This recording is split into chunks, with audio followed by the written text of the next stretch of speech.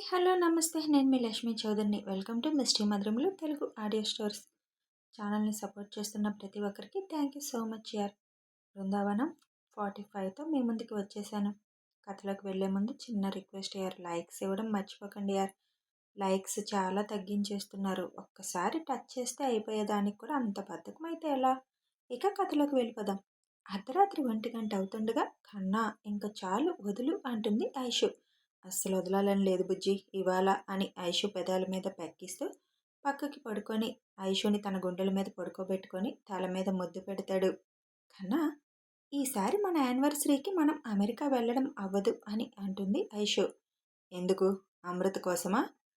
కన్నా, తనకి ట్రీట్మెంట్ మార్చాలి కన్నా. మరి నీకు ఓకేనా?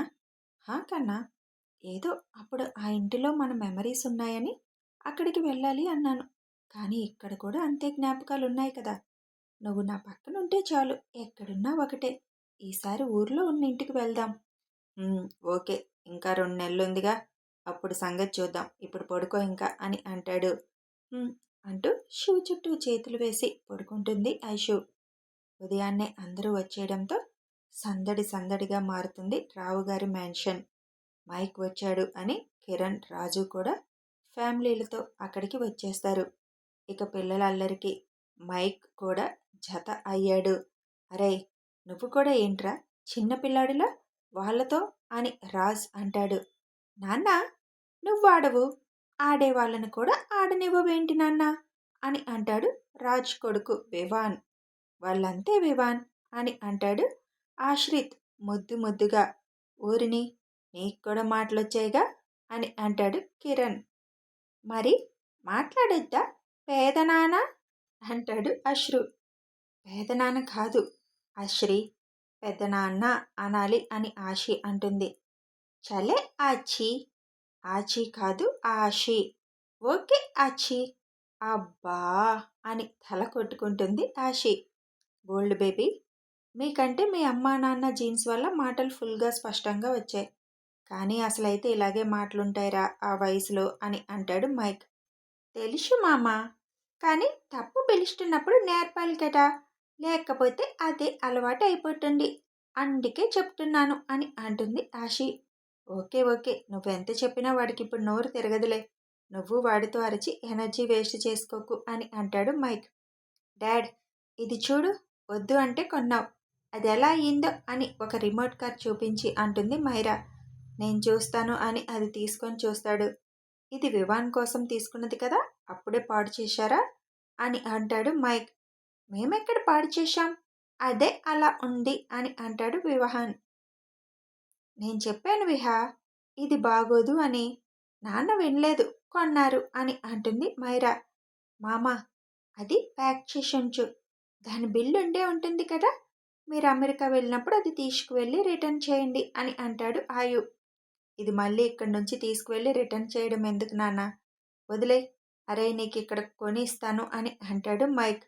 ఇట్స్ ఓకే, ఇంకా ఉన్నాయి కదా, వాటితో ఆడుకుంటాను, మళ్ళీ ఏం కొనక్కర్లేదులే అని అంటాడు వివాన్.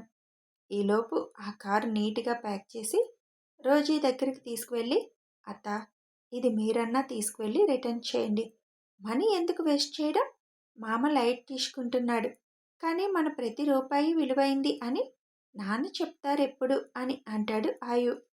ఆయు మాటలు విని అందరూ ఆశ్చర్యపోతే, వామ్మో, వీడిప్పుడే ఇలా ఉన్నాడు, పెద్దయితే శివాంష్ 2 అవుతాడనుకుంటా అని రాజ్ అంటాడు.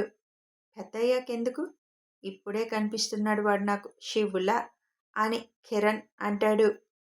ఆయు, మీరందరూ ప్లే జోన్కి వెళ్ళి ఆడుకున్నానా కాసేపు అని చెబుతుంది ఐషు. ఓకేమ్మా అని అందరినీ తీసుకొని ఆయు అక్కడి నుంచి వెళ్ళిపోతాడు. ఏరా, నువ్వాగావేంటి, వెళ్ళకపోయావా అని మైక్తో అంటాడు కిరణ్ నవ్వుతూ. మరీ అంత వెటకారం ఎందుకులే బ్రో, ఏదో వాళ్ళతో కాసేపు టైం స్పెండ్ చేశాను, అంత మాత్రాన నేను చిన్నపిల్లాళ్ళ ప్లే జోన్కి వెళ్ళాలా?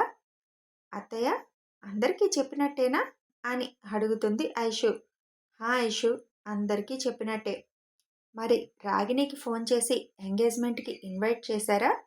ఎందుకు ఐషు, నువ్వు వాళ్ళని పిలవాలనుకుంటున్నావు అని అడుగుతారు వాణి. ఫోన్ చేసి చెప్పండి పిన్ని అని అంటాడు శివ్ కూడా. ఎందుకు శివ్ పిలిచి తలకాయ నొప్పి తెచ్చుకోవడం అని అంటారు వాణి గారు. తను చాలా కలలు కంటుంది పిన్ని. మరి మనం కూడా బాధ్యత ప్రకారం పిలవాలి కదా. నువ్వే ఫోన్ చేసి చెప్పు అన్వేష్ పెళ్ళి కాబట్టి. నో శివ్, నేను చేయను. నేను చేస్తే దాన్ని తిట్టాలి అనిపిస్తుంది.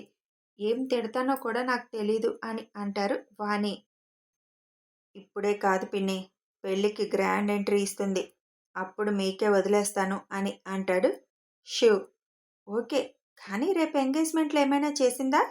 దాన్ని నడ్డి విరగ్గొట్టి కూర్చోబెడతా అని అంటారు వాణి గారు. నా అంచనా ప్రకారం ఎంగేజ్మెంట్కి రాదు పిన్ని అంటాడు శివ్. అయినా ఆ రాగినికి బుద్ధి లేదా శివ్? లాంటి వాళ్ళనే నువ్వు చీపురు పుల్ల లెక్కన తీసి పడేశావు. అన్నీ తెలిసి ఎందుకు తను అలాంటి పనులు చేస్తుంది? అయినా మీది తప్పు రావు అంకుల్. కుక్కని తెచ్చి సింహాసనం మీద కూర్చోబెట్టినా అది దాని బుద్ధి మార్చుకోదంట. అలా ఉంది ఈ రాగిణి వేషాలు కూడా అని అంటాడు మైక్. అది వదిలేరా, ఏదో మన ఇంటి ఆడపిల్ల శుభ్రంగా ఉంటుందని ఇచ్చారు అన్నయ్య. తనకి ఆ విశ్వాసం లేదు. ఇప్పుడు ఏం చేద్దాం శివ్ అని అడుగుతారు నరసింహ. బాబాయ్, అప్పుడు చెప్పిందే ఇప్పుడు చెప్తున్నా, ఫ్లోలో వెళ్ళిపోవడమే. వాళ్ళ కోసం ప్లాన్లు వేసి పట్టుకోవడానికి అంత గొప్పవాళ్ళు కాదులే. వాళ్ళ గురించి ఆలోచించడం కూడా టైం వేస్ట్ అంటాడు శివ్. కానీ శివ్, ఒక్కోసారి అలాంటి వాళ్ళు ఏకలా వచ్చి మేకలా మారుతారు అని అంటారు విజయ. శివ్ చిన్నగా నవ్వుతాడు. సరే శివ్, పిలుస్తాను అని వాణిగారు ఫోన్ చేస్తారు రాగిణికి. ఫోన్ లిఫ్ట్ చేసి ఏంటి నేను గుర్తొచ్చాను అని అడుగుతుంది రాగిణి. హా, తొక్కుడు బిళ్ళ ఆట ఆడుతున్నాం, ఒకరు తక్కువయ్యారు, అందుకే నువ్వు వస్తావేమో అని చేశాను రాగిణి అని దీర్ఘం తీస్తూ అంటారు. వాట్, ఏమంటున్నావు? వాట్ లేదు వంకాయ లేదు, కానీ నా కొడుకు అన్వేష్ పెళ్ళి ఇంకో 10 రోజుల్లో. బుధవారం ఎంగేజ్మెంట్, అందుకే చెప్దామని చేశాను.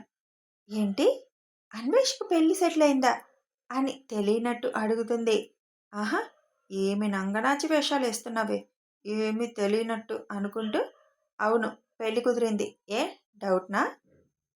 ఆహా, అదేమీ లేదులే. నన్ను పిలుస్తున్నారు. మీ పెద్ద కొడుకుకి కోడలికి ఇష్టమేనా? వాళ్ళ పర్మిషన్ తీసుకున్నారా అని వెటకారం మిక్స్ చేసి అడుగుతుంది.